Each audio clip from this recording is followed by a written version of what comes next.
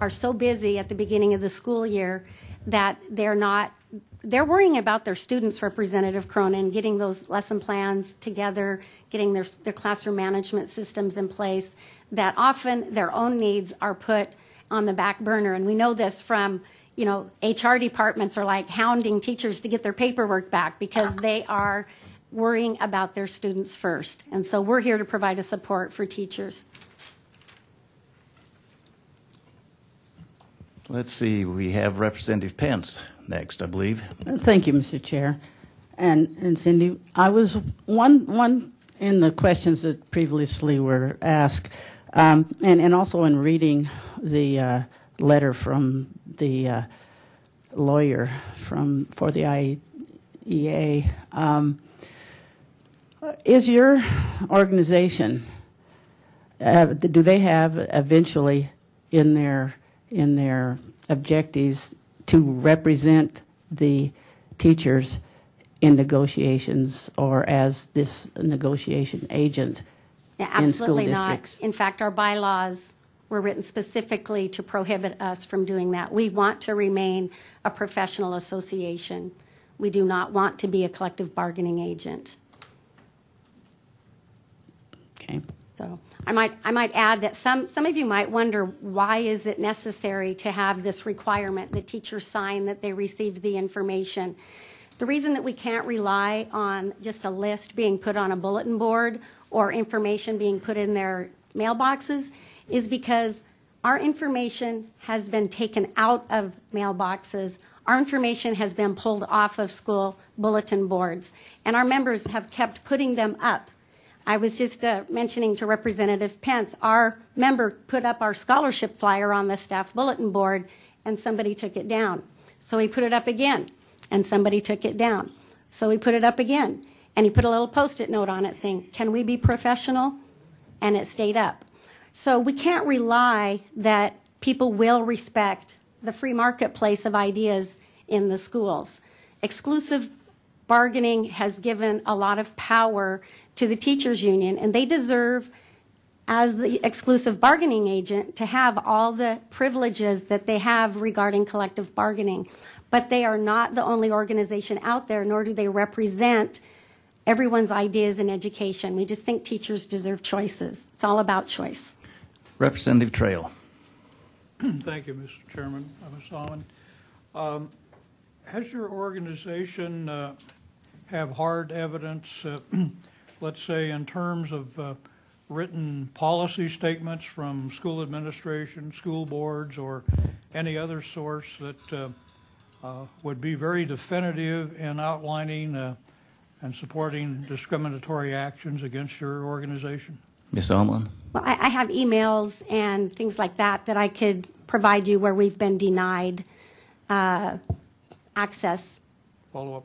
Follow-up. Go ahead. I'm speaking where specifically in policy statements of, let's say, district school administration or from teacher associations or in any other manner, hard documentary evidence in writing that would support the accusations in terms of the harassment statements against your organization. Sure. Actually, there are districts. I don't have all of the. I have evidence, but I can't tell necessarily which district right now. I know in the Meade School District, teachers. This is a Washington State school district. If they are non-union, they're not allowed to be on. This is in the collective bargaining agreement. Only union members are allowed to work on school committees. That's one example. We have other examples where in the collective bargaining agreement, it prohibits other associations from using the school mailboxes and other resources. So those are actually bargained agreements. Follow-up, Representative Trail. Well, Ms. Almond, I think you could make a stronger case if you could accumulate those written types of statements to strengthen your case. Another question would be, do you have any recourse for the harassment that you told us about through any type of civil action? Ms. Almond. Are you talking about a lawsuit or something? Yeah, I suppose we could, but sir, we're a nonprofit organization The teachers union has a gazillion dollars of money to threaten legal action against anybody. I'll tell you one example in particular. In 1996, when I was on leave of absence from my school district, I was personally sued by the teachers union for unfair competition, tortious interference with business relations, and trademark infringement.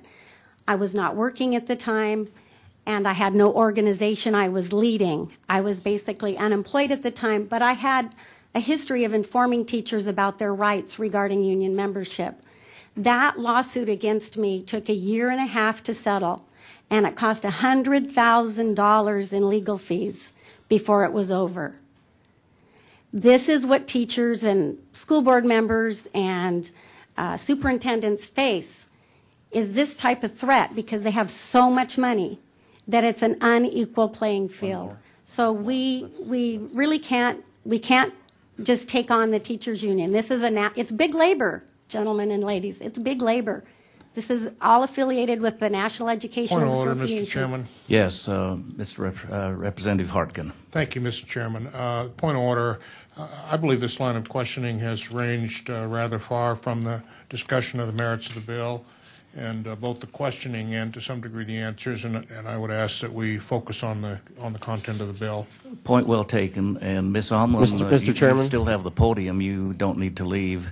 Mr. Chairman, Representative Cronin. I would suggest in response to Representative Hartkin that the testimony has actually ranged far from the committee, I'm going to say content of the that bill. the point was well taken. I think we all are catching a flavor of what the intent is there. Let's just try to keep our comments civil and professional, and the questioning the same way, and we'll proceed. One more question, Representative Trail, and then Representative Thane. Ms. Alman, are any of your members hold joint membership with IEA and your organization? Yes, they do. We're a nonpartisan organization, and teachers join us as well as the teachers union, and we welcome that. Further questions? Oh, excuse me, Representative Thane. Mr. Chairman, I don't have a question. I just like to echo what Representative Harkin has said. Is the testimony and the questions really aren't dealing with the bill.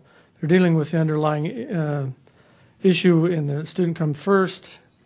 And this bill really is aimed at taking away some of the hardships placed on the district's administration in getting lists together. The information is supposed to be accurate and complete. And this is really a lot of work for school districts that they don't need to do. And I think the bill addresses that issue of rewriting a bill that was really not written too well last year, where information is given to the teachers. And I think we need to get back to the bill. And I see there's a new RS here, so I'd like to ask unanimous consent to withdraw my motion on the original bill and actually table that bill. Is there objection to that unanimous consent request? Seeing none, your motion to send 671 to the floor of the DuPass will be withdrawn. And Mr. Chairman, I'd like to make another motion. I see that you have an RS here to replace that.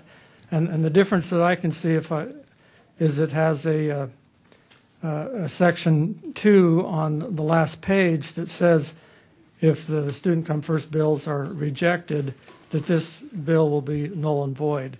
And I think this has been added to all the bills that have been modifying the Student Come First bills. So if that's the only change, Mr. Chairman, I ask the chairman if that's the only change or not. Representative Thane, correct. That is the only change.